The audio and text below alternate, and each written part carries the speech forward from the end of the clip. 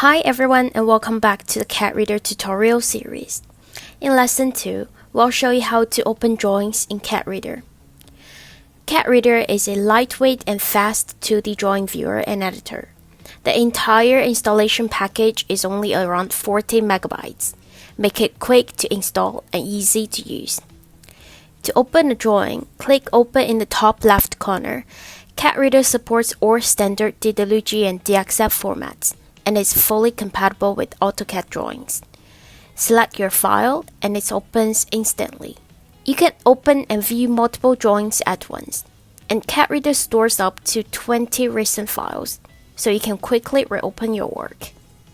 No font installation is required. CADReader supports different fonts and special symbols, such as rebar, ensuring your drawings display correctly. That's all for this lesson. Thank you for watching and see you in the next video.